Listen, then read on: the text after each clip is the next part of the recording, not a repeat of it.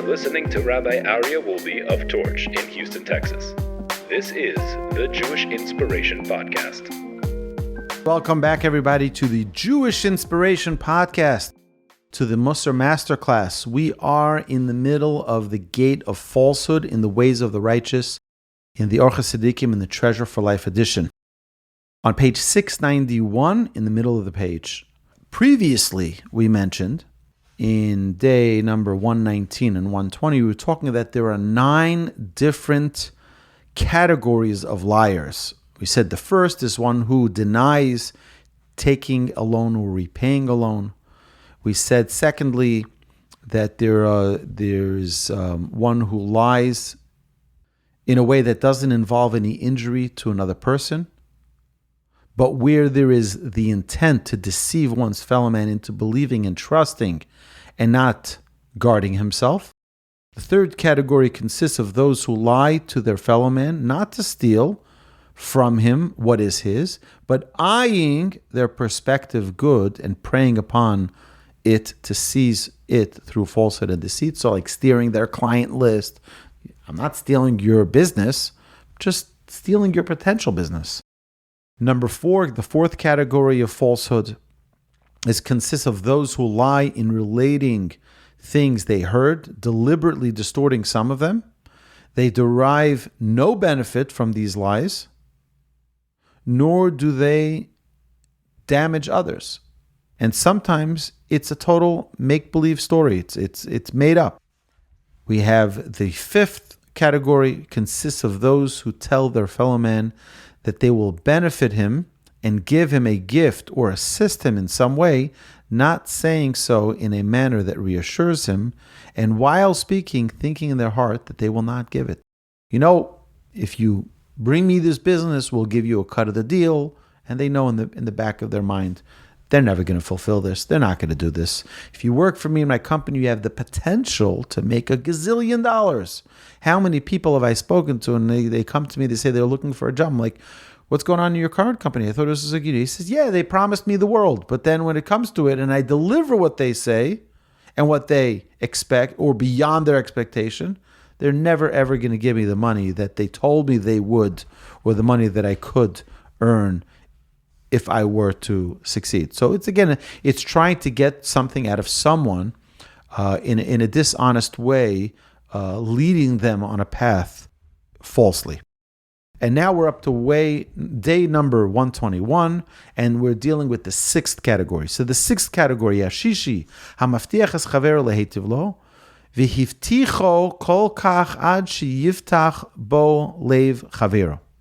The sixth category consists of one who assures his fellow man of some benefit, assuring him until he is implicitly trusted. I'm going to do this, you got it, I'm covering you, I'm going to assist you, I'm going to help you, I'm going to hire you, you got it, it's a done deal. Ein lo l'chal avtachaso. This trust should not be violated. And if one is false in this, he incurs great punishment than the previous falsifiers, who only speak in general terms, and he is like one who breaks a covenant. The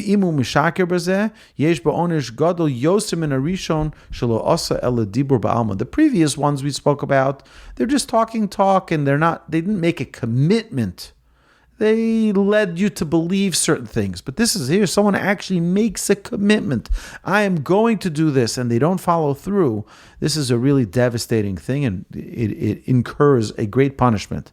Adam over bris. It's like someone who forgoes or breaks a covenant. And if one told his friend that he will give him a small gift, even though he used no term of assurance about this, our rabbis have stated, retracting one's word constitutes a breach of faith. I never made a promise. I never swore, I swear I'm going to give you this. He didn't do that. He just said, I'll give it to you. He didn't say it with a promise. Still, someone who says that, the Talmud says, Kol hachozer b'dvarav yesh bo mishum michusrei amana. It's someone who is a person who has a complete breach of faith in his words. Why? Ki leiv chaveru somach alav v'boteach bo. For his friend relies upon him and trusts him. Since the gift in question is only a small one, he says, oh, it's a small gift. He's going to follow through. It's not a big deal. He'll do it. And then he doesn't remember. Remember, we spoke about this a few chapters ago. We spoke about the gate of remembrance. Sometimes people don't follow through, not because they don't want to, not because they're ill-willed, but rather it's because they forget. They're forgetful. So, but still, when someone gives a word, they should follow through on it. V'im ish anihu afal pisha matana meruba hu chose bo ra'aso rabba ki noda v'avar al yachel devara. He says, if his friend, the person who was promised, is a poor man, although the gift pledged is a large one for them, for the poor person, it's a large gift. For a vow has been made and he transgresses, he shall not break his word. The verse states in the Torah, you shall not break your word. Lo yachel devaro.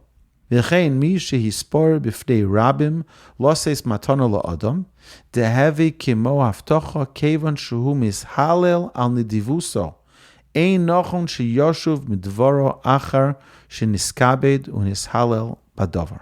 Similarly, and this I know someone who's actually done this, and it's devastating. Someone who boasts in public about a gift that he will give to another. He says, yeah, I made a big pledge to this and this institution. I made a big pledge to my synagogue. I made a big pledge to support this or that cause. Since he praised himself already for his generosity, it is not right that he go back on his word, since he has already derived honor and praise through his words. So he already took the credit as if he did it, but he didn't actually follow through. Sometimes people want that recognition, they want that praise and that honor, but now that they got it, why should I fulfill it? And it's a really devastating thing. So that's the sixth form of falsehood. The seventh, hashvi, hamat chavero lomar ki asa imo tova o diber olav tova v'lo asa, is when someone deceives his fellow man by telling him that they have done for him a favor, or they've spoken well. Oh, I spoke about you in front of all those people. I told them how great you are. I told them how trustworthy you are, etc., etc., but it's not really true. It's not really true that he actually said those things. It is forbidden to delude others, even Gentiles. Right? So what does that mean? That means you cannot trick someone. What does that mean? It's something called dat. Dat is intellect. You can't fake something that someone will think that it's one way in their mind, but really your intention is another way. I'll give you an example. There's a famous halachic question that was asked. Okay, in Israel, in Jerusalem, sometimes it could be really, really hot in the summer. You're waiting for a bus. You're waiting for the train to come, and it's really, really hot. It could be 100 degrees, high humidity, like in Houston, and you'd like to be anywhere but in the street waiting for the bus. So what do? You go into the local shop, the gift shop, and you walk around the gift shop, and the seller of the gift shop comes and says, oh, what can I get you? And you say, no, I'm just browsing around. Really, you're not there to browse around. You're not planning to buy anything. You're just there for the cool air conditioning.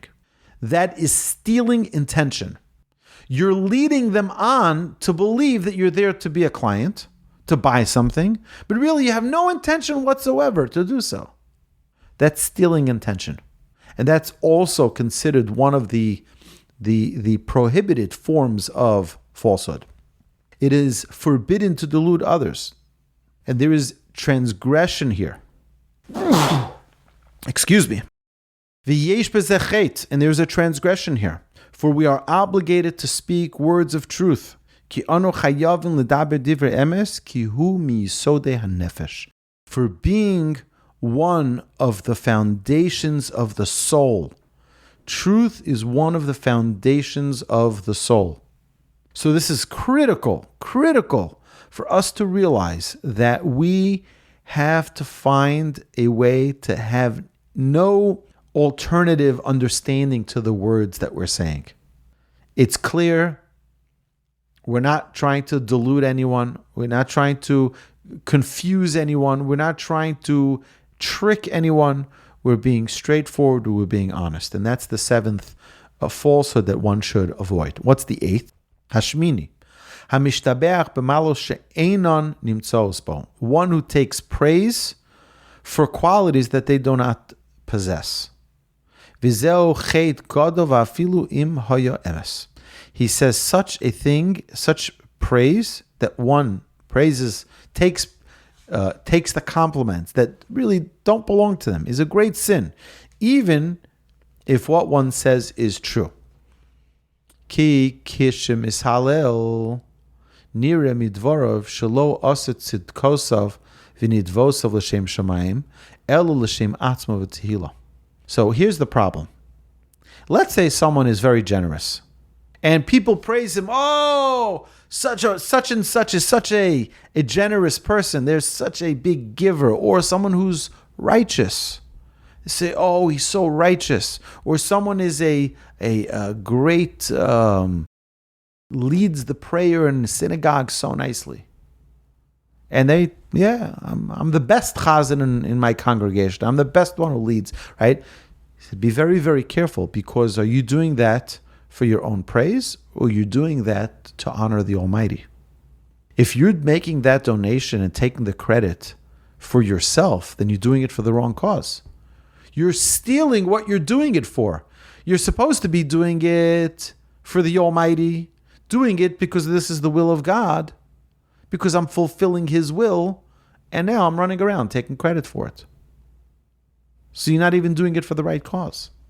Our sages of blessed memory said, Zichron Levracha, Mi shemichabdim oso shehem svurim sheyodea shtei mesechtos v'hu lo yoda rak achas chayav lomer ein yodea rak achas. The Talmud says that if people praise you for knowing 2 tractates of Talmud, but you only know one, they're praising you. Oh, you got to meet my rabbi.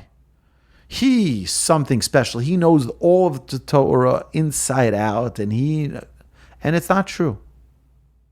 They say he knows, all of the Talmud, or all of this and all of that, and he really doesn't know that. You have to correct them. Kol shekain she'asu lo lachaze v'lispor b'malo she'ein bo. Definitely, if someone is being honored for traits that they don't possess. Oh, he's so truthful.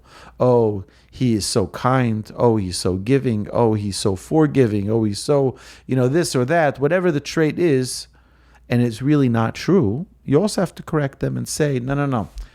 I appreciate it. Thank you so much. It makes me feel good, but it's not true. Not true. I don't possess these traits that you claim I possess. Now, some might say, oh, you see, that makes him even more modest. No, a person has to be truthful, and a person has to say, if it's true, it's true. If it's not true, it's not true.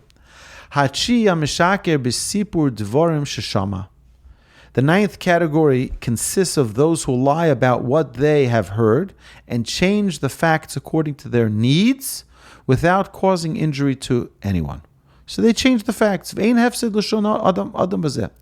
Now, obviously, if there's damage to someone, that's obvious. And it's all the more so. So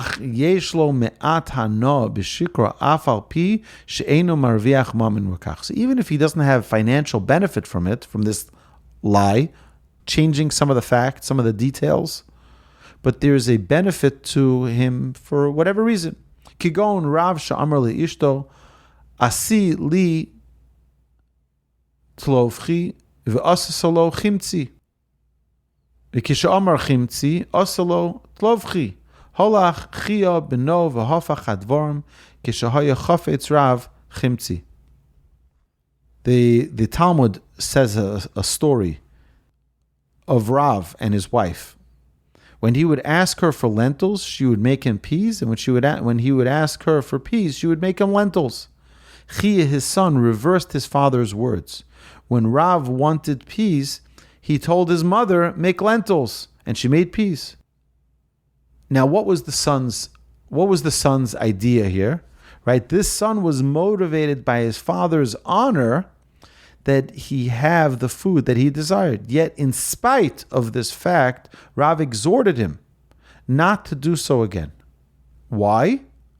They have taught their tongues to speak lies. You don't teach yourself to speak lies. Now, we can ask the question of why his wife did the opposite.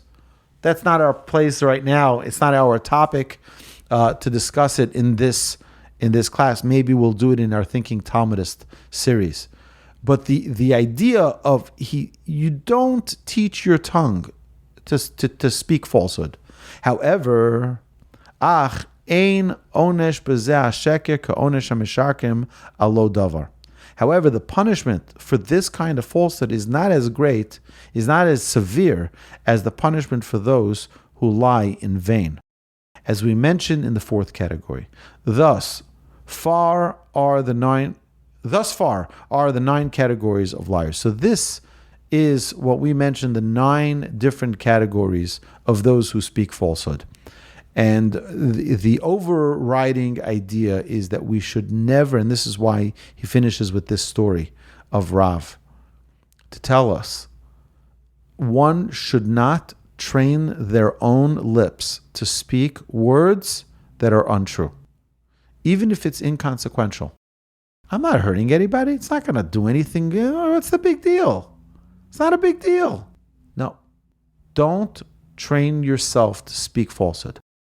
Because right now it's for insignificant things, and then it very quickly goes, because a person could be in the habit of speaking falsehood, that then he goes right into the things which do have significance. So this, my dear friends, concludes day number 121. You've been listening to Rabbi Aryeh Wolbe on a podcast produced by Torch, the Torah Outreach Resource Center of Houston. Please help sponsor an episode so we can continue to produce more quality Jewish content for our listeners around the globe. Please visit torchweb.org to donate and partner with us on this incredible endeavor.